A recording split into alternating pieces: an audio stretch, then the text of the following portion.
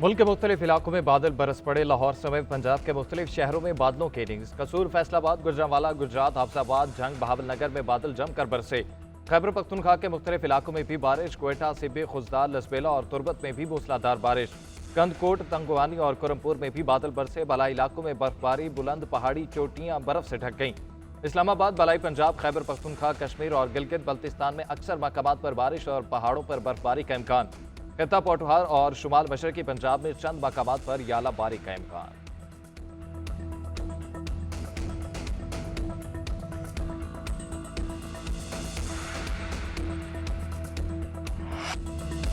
शानदार स्टेडियम पर शर्मनाक शिकस्त का सामना। बॉलिंग चली न बैटिंग, नाकस हिकमत अमली। शाहीन पहले इम्तिहान में ही फेल।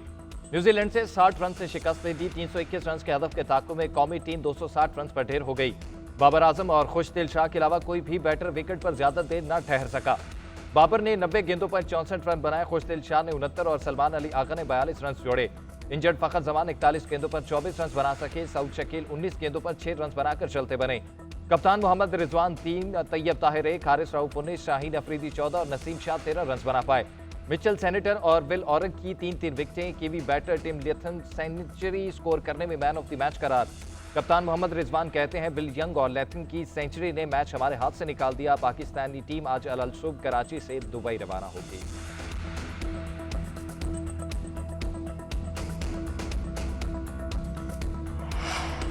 फखर जमान का ओपनिंग की बजाय चौथे नंबर पर बैटिंग करना पाकिस्तान को रास न आया। मैच के अहम मरहले में बाबर आजम और फखर जमान की सुस्त रफ्तार बैटिंग टीम को ले डूबी। मतलूबा रन बढ़ता रहा और हदफ दूर होता गया। सलमान अली आगा ने जारहाना स्ट्रोक्स खेलकर कुछ उम्मीद दिलाई, मगर भी लंबी इनिंग्स ना खेल सके। बाद में आने वाले बैटर्स मतलूबा रन रेट के प्रेशर में आ गए। ऊंची शॉट्स खेलने की कोशिश में विकेटें गंवाते रहे। 10वें ओवर में मोहम्मद रिजवान का नाकाबिल यकीन कैच करके फिलिप्स ने अपनी टीम को अहम कामयाबी दिलाई। फास्ट बॉलर नसीम शाह ने कहा, परफॉर्मेंस जब ना हो तो दुख होता है, हमें बॉलिंग को बेहतर करना पड़ेगा। सलमान अली आगा बोले, गलतियों पर काबू पाने की कोशिश करेंगे, भारत के खिलाफ नए अज़म के साथ मैच खेलेंगे। खुशदिल शाह ने कहा, हमारे मुल्क में इवेंट हो रहा है, अवाम को सपोर्ट करनी चाहिए।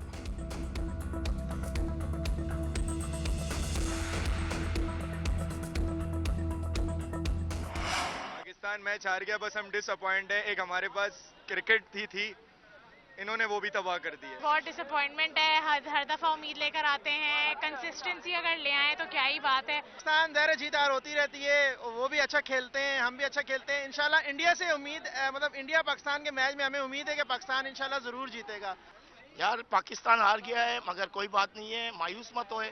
इंशाल्लाह नेक्स्ट मैच इंडिया के सामने है, हम लोग जीतने की कोशिश करेंगे। पाकिस्तान तो अपनी गलतियों की वजह से आ रहे हैं, गेम प्लानिंग कहीं दिखी नहीं, स्पिनर्स उनके डोमिनेट करते रहे। सबसे पहली गलती, हम डॉट्स बॉल बहुत ज्यादा कंज्यूम कर रहे हैं। पाकिस्तान की न्यूजीलैंड के हाथों इबरतनाक शिकस्त से शायकीन क्रिकेट फट पड़े। खूब दिल की भड़ास निकाली। क़यादत के फुकदान को हार की बड़ी वजह करार दिया। कहते हैं, इतना अहम मैच किसी प्लानिंग बगैर खेला गया। हार में बल्लेबाज और बॉलर दोनों ही जिम्मेदार हैं।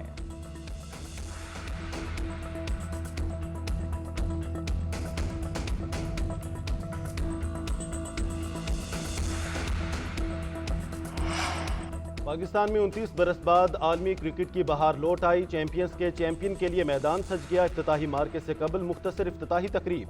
सदर आसिफ अली जरदारी और आसफा भुट्टो की शिरकत। दोनों साबिक कप्तान सरफराज अहमद के हमरा ट्रॉफी लेकर स्टेडियम में दाखिल हुए। मैच से कबल दोनों मुल्कों के कौमी तराने पढ़े गए। पाक फिजाइया के शेरदिल स्कॉट का शानदार फ्लाई पास्ट का मुजाहरा। सब हलाली परचम के रंग बिखेरते हुए स्टेडियम के ऊपर से गुजरे।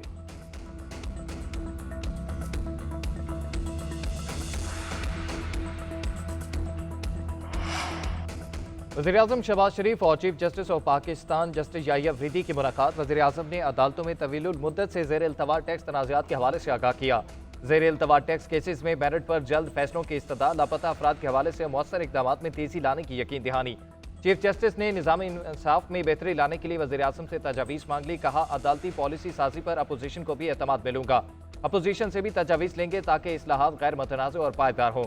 इलामी के मुताबिक मुलाकात चीफ जस्टिस के रिफॉर्म्स एजेंडे का हिस्सा है। मुल्की मुआशी सूरत हाल और सिक्योरिटी चैलेंजेस पर भी तबादला ख्याल किया गया। शहबाज शरीफ ने चीफ जस्टिस को जिम्मेदारियां संभालने पर मुबारकबाद दी और नेक ख्वाहिशात का इज़हार किया।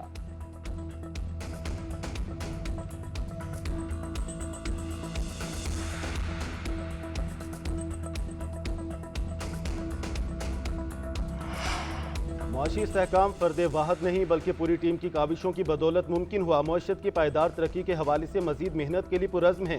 खित्ते में तिजारत के फ़रोग़ की मौजूदा इस्तेदाद से भरपूर फ़ायदा उठाएंगे। शहबाज शरीफ का इजलास से खिताब, कहा मकामी सनत को इस काबिल बनाएंगे कि हमारी बरामदात बैनुल-अक़वामी मार्केट में मुकाबला कर सकें।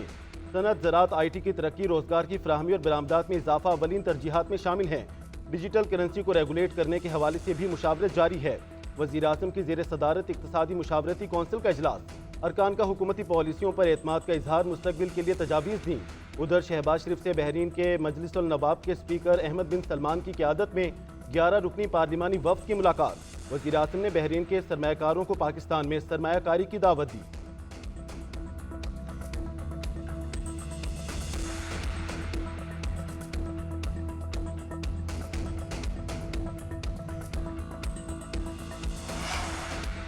मसनूई सियासी बहरान पैदा करने की कोशिश को कामयाब नहीं होने देंगे। अब लॉन्ग मार्च, धरनों और पुरतशद्दुद एहतजाज की इजाज़त नहीं दी जाएगी।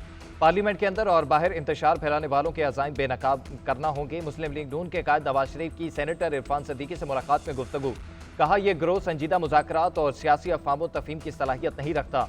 2013 से शुरू होने वाला तामीर व तरक्की का सफ़र जारी रहता तो आज IMF और बैरूनी मदद की ज़रूरत न रहती।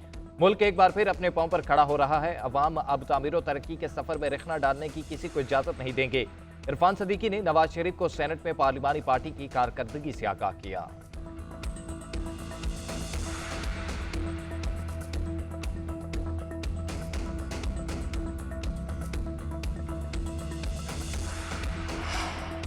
बानी PTI ने मुल्क को तबाह कर दिया। आज ये जिस चीज़ की सजा भुगत रहे हैं इसके पीछे बहुत वजूहात हैं। मुल्क को नुकसान पहुंचाने वाले को कभी माफ नहीं करूंगी। वज़ीर आला पंजाब मरीम नवाज के आज फिर बार लाहौर में इलेक्ट्रिक बसों के इफ्तिताह की तकरीब से खिताब करते हुए सवाल किया, पाकिस्तान में फितना फसाद की सियासत का आगाज किसने किया? इंतहा पसंदी और बदतहजीबी का कल्चर किसने मुतारिफ कराया? मुल्क पर हमले का जो धब्बा है वो किस पर लगा? हम तुलबा को लैपटॉप दे रहे हैं, ये पेट्रोल बम और किलों वाले डंडे दे रहे हैं। PTI के दौर में रिश्वत और सिफारिश के बगैर कोई काम नहीं होता था। मैंने आज तक कुर्सी को अपने कारोबार के लिए इस्तेमाल नहीं किया। मुल्क को आगे लेकर जाना है तो नून लीग की हुकूमत चलती रहनी चाहिए। मरियम नवाज ने पंजाब में इलेक्ट्रिक बसों का इफ्तिताह कर दिया, गाड़ी में सवार होकर सफर भी किया।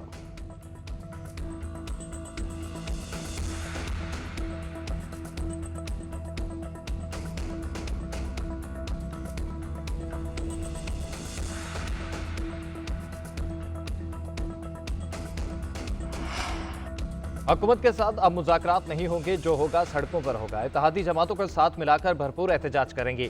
PTI KP के सदर ने अपना प्लान बता दिया। बोले मौलाना फजल रहमान से मुलाकात हो चुकी, महमूद अचकज़ई और दीगर जमातों को भी साथ लेकर निकलेंगे। जुनैद अकबर की ज़ेरे गर्दिश ऑडियो की तस्दीक, पार्टी में ग्रुप बंदी होने का भी एतराफ़। कहा मेरे पास सब रिपोर्ट्स मौजूद हैं, जो मेहनत करेगा वो आगे आएगा, जो नहीं करेगा वो घर जाएगा। उधर तहरीक इंसाफ ने 22 मार्च को मीनार पाकिस्तान पर जलसे की इजाज़त मांग ली। डिप्टी कमिश्नर लाहौर को जलसे की दरख्वास्त दे दी।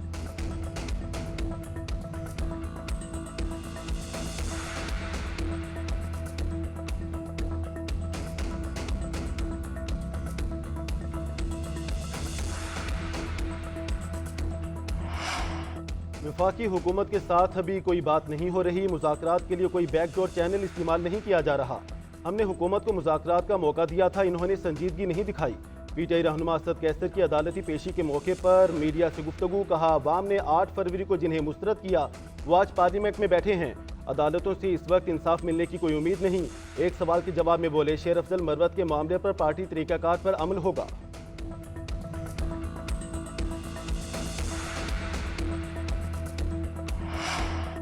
शेर अफजल मरवत नवाज शरीफ को हुकूमत से गलत निकालने के बयान पर कायम। GNN से गुफ्तगू करते हुए कहा कि ट्रोलिंग और तनकीद करने वालों की परकान नहीं। मैं तो कह रहा हूं कि कोई आकर बताए कि मुझे क्यों निकाला। पार्टी के पास वज़ीर आला खैबर पख्तूनख्वा के अलावा अली अमीन गंडापुर का कोई मुतबादिल नहीं।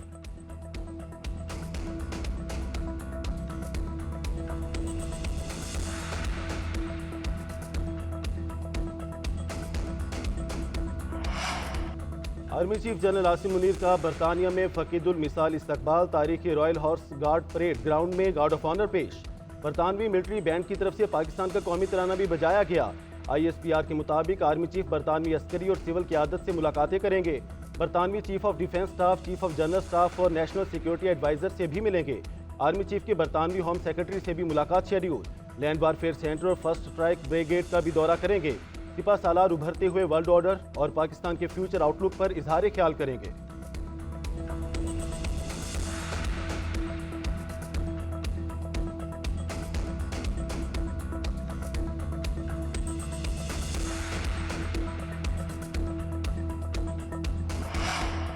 केपीटी की जमीन की खरीदो फरोख्त सेनेट की कायमा कमेटी बहरी अमूर ने पीटीआई दौर का रिकॉर्ड तलब कर लिया। चेयरमैन कमेटी फैसल वावडा की पोर्ट कासिम की 500 एकड़ जमीन की अलॉटमेंट मंसूख करने की हिदायत। कहा 4 करोड़ रुपए फी एकड़ की जमीन 10 लाख फी एकड़ में अलॉट कर दी गई। इस डील में 40 अरब रुपए का नुकसान पहुंचाया गया। लोगों की निशानदेही करें, हुक्म इम्तना खत्म कराएंगे, अब हम डंडे से मामला को ठीक करेंगे। चेयरमैन पोर्ट कासिम अथॉरिटी अराजी की फरोख्त के मामले से लाइलम निकले, बोले इस मामले की तहकीकात करेंगे।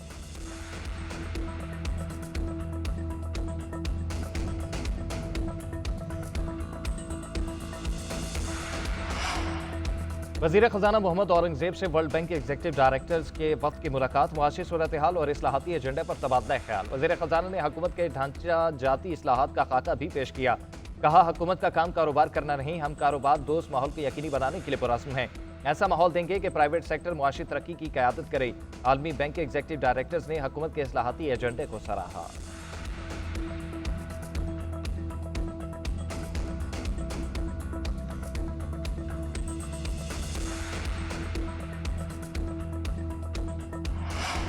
अफगान पनाह गज़ीनों की वापसी के अमल में किसी के साथ ज्यादती या हरासानी नहीं की गई। पाकिस्तान ने पनाह गज़ीनों को हमेशा इज्जत और एहतराम दिया। तर्जुमान दफ्तर खारजा का अफगान नाज़िमुल अमूर के इल्जामात पर रद्द अमल। कहा अफगान हुकाम अपने शहरियों के हकूक़ की हिफाजत यकीनी बनाएं। पनाह गज़ीनों की वापसी के लिए साजगार हालात बनाना अफगान हुकाम की जिम्मेदारी है।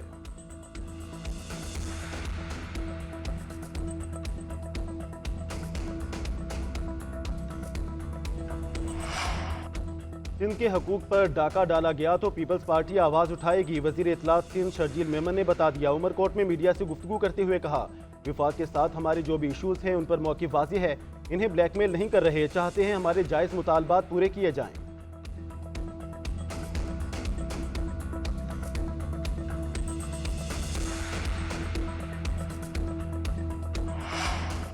सोशल मीडिया पर वज़ीर आला पंजाब मरीम नवाज और इदारों के खिलाफ मनफी प्रोपेगेंडे का मामला। लाहौर पुलिस ने मुख्तलिफ मुल्ज़िमान के खिलाफ 3 मुकदमा दर्ज कर लिए।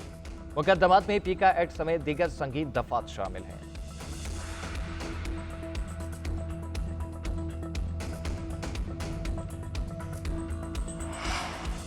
रूस यूक्रेन से मुज़ाकरात के लिए तैयार। सदर व्लादिमीर पुतिन ने बताया, कहते हैं रूस अमेरिका मुज़ाकरात के नताइज का जायजा लूंगा। सफारती मिशन का काम दोबारा शुरू किया जाएगा। यूक्रेन मुज़ाकरात में शरीक होगा। उधर यूक्रेनी सदर ज़ेलेंस्की कहते हैं मुल्क का दिफा करता रहूंगा। पुतिन यूक्रेन पर अपनी मर्जी के मुताबिक कब्जा नहीं कर सकेंगे। ट्रंप के पास रूस की तरफ से तैयार करदा गलत मालूमात हैं।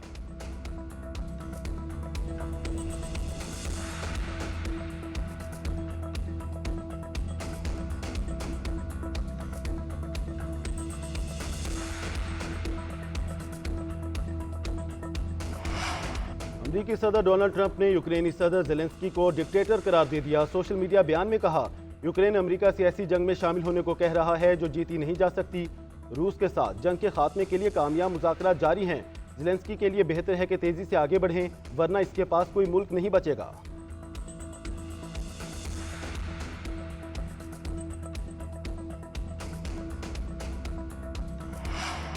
हमास की मुस्तकिल जंगबंदी के लिए बड़ी पेशकश। इसराइल को तमाम से होनी कैदियों को एक साथ रिहा करने की पेशकश कर दी। अरब मीडिया के मुताबिक हमास का बदले में इसराइली अफवाज के गज़ा से मुकम्मल इनखला का भी मुतालबा। हमास आज 4 यरगमालियों की लाशें इसराइली हुकाम के हवाले करेगा। हफ्ते को मजीद 6 इसराइली यरगमाली रिहा किए जाएंगे। उधर ईरान के सुप्रीम लीडर आयतुल्लाह खामेनी ने फ़लस्तीनियों की जबरी बेदखली मुस्तरद कर दी।